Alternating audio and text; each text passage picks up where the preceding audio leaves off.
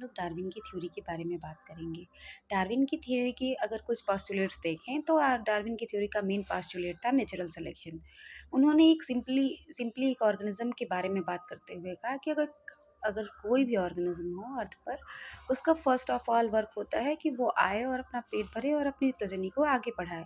उन्होंने कहा कि हर एक ऑर्गेनिज्म के पास बहुत इनॉर्मस पावर ऑफ रिप्रोडक्शन होता है, यानी कोई भी ऑर्गेनिज्म अपनी ह्यूज अमाउंट में प्रोजनी को पैदा कर सकता है। पर उन्होंने कहा कि एक सीप जो है वो एक बार में 1 लाख अंडे देती है, और अगर ऐसे ही वो हर एक ऑर्गेनिज्म अपने बहुत सारे लार्ज स्केल पे लार्ज स्केल पे अगर वो बच्चे पैदा कर रहा है, तो क्यों ऐसा होता है कि वो उसकी जो पॉपुलेशन है वो स्टेबल रहती है। तो पॉपुलेशन स्टेबल सिर्फ इसलिए होती है कि हर एक ऑर्गेनिज्म को इन्वायरमेंट में आने के बाद अपने सर्वाइवल के लिए अपने आसपास के इन्वायरमेंट के साथ और अपने आसपास के इंडिविजुअल्स के साथ में फाइट करना पड़ता है। तो उनकी थ्योरी का दूसरा पोस्टुलेट था survival for the fittest. Means कि अगर जो ऑर्गेनिज्म पहले तो हर एक ऑर्गेनिज्म अपने इन्वायरमेंट के साथ और अपने आसपास के कंपटीटर्स के साथ में कंपटीट करता है। तो उसके कंपटीटर्स कौन हो सकते हैं? 2 तरह का कंपटीशन हो सकता है, इंटर स्पेसिफिक और intra specific. Inter specific competition होता है जब आप किसी ऑर्गेनिज्म का इंटर स्पेसिफिक एक ऑर्गेनिज्म किसी दूसरी स्पीसीज के साथ में कंपटीट करता है फूड रिसोर्सेज के लिए या वाटर रिसोर्सेज के लिए या हैबिटेट रिसोर्सेज के लिए, तो उस तरह का जो कंपटीशन होता है वो इंटर स्पेसिफिक कहलाता है। और इंट्रा स्पेसिफिक कंपटीशन होता है विद इन द स्पीसीज, यानी सेम स्पीसीज जब आपस में रिसोर्सेज के लिए फाइट करती हैं तो उसको हम लोग इंट्रा स्पेसिफिक कहते हैं। यानी कोई हर एक ऑर्गेनिज्म अपने इन्वायरमेंट के साथ में इंट्रा स्पेसिफिकली और इंटर स्पेसिफिकली कंपटीट करते हैं, और जो कंपटीशन में बीट करता है वही सर्वाइव करता है।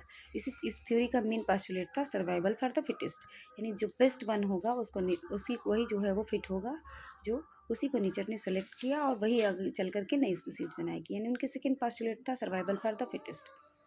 जो फिट वन होता है उसको नेचर सेलेक्ट करती है। तो थर्ड उनका पोस्टुलेट था नेचुरल सिलेक्शन, यानी कि जो फिट वन ऑर्गेनिज्म होगा उसको नेचर सेलेक्ट करेगी, और सेलेक्ट करने के बाद वही जो मॉडिफिकेशन उसने अपने लाइफ टाइम में अचीव किया है वही मॉडिफिकेशन नेक्स्ट जनरेशन में जाएगा। यानी यही धीरे धीरे जो मॉडिफिकेशंस होते चले जाते हैं, इस मॉडिफिकेशंस को कलेक्टिवली नेचर सेलेक्ट करती है, और सेलेक्ट करके वो एक नया इंडिविजुअल यानी कि नई स्पीसीज़ का धरती पे ओरिजिनेशन होता है। यानी उनकी थ्योरी के मेन पोस्टुलेट्स अगर देखें तो फर्स्ट पोस्टुलेट है इनॉर्मस पावर ऑफ रिप्रोडक्शन, यानी हर ऑर्गेनिज्म के पास मल्टीपल ह्यूज अमाउंट में अपनी प्रोजनी पैदा करने की कैपेसिटी होती है।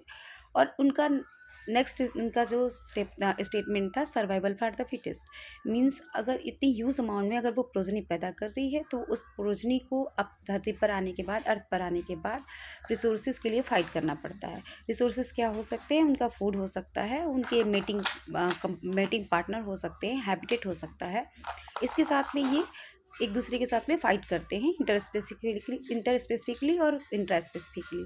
उसमें जो बेस्ट वन होता है यानी जो फाइट में जीतता है, वो उस फाइट में जो बेस्ट वन होता है उसको फिटेस्ट कह सकते हैं। यानी वो फिटेस्ट वन जो होता है उसको नेचर सेलेक्ट करती है। यानी थर्ड पोस्टुलेट था नेचुरल सिलेक्शन, जिसको नेचर सेलेक्ट करेगी, यानी कि जो फिट वन होगा उसको नेचर सेलेक्ट करेगी, और फिर नेचर उसे अगले जनरेशन में यानी उसमें नेक्स्ट जनरेशन में जो भी उसके अंदर बदलाव हुआ था उस बदलाव के साथ उसको एक नई स्पीसीज़ के फॉर्म में कन्वर्ट करेगी। तो ये धीरे धीरे जो क्रमिक उसमें बदलाव हुआ इन्वायरमेंट की वजह से, वो जो बदलाव है उसी की वजह से वो अपने नेचर में अपने इन्वायरमेंट में बेस्ट वन हुआ, यानी वहाँ पर वो बेहतर अडाप्टेड हुआ, और इस अडाप्टेशन के साथ वो एक नई स्पीसीज़ को ओरिजिनेट करेगा। मीन्स उनकी थ्योरी का मेन पोस्टुलेट था नेचुरल सिलेक्शन। नेचुरल सिलेक्शन जो होता है, नेचुरल सिलेक्शन वो बहुत ही इंपॉर्टेंट रोल प्ले करता है डार्विन की थ्योरी में। इसलिए नेचुरल सिलेक्शन जो है हम लोग आगे डिस्कस करेंगे। नेचुरल सिलेक्शन आपका 3 तरह का हो सकता है, डिस्ट्रक्टिव हो सकता है, डिक्लाइनिंग हो सकता है, और डायरेक्शनल हो सकता है। तो उसको हम लोग नेक्स्ट टाइम पे डिस्कस करेंगे। ओके, अगर आपको अच्छा लगा तो उसे लाइक करिए,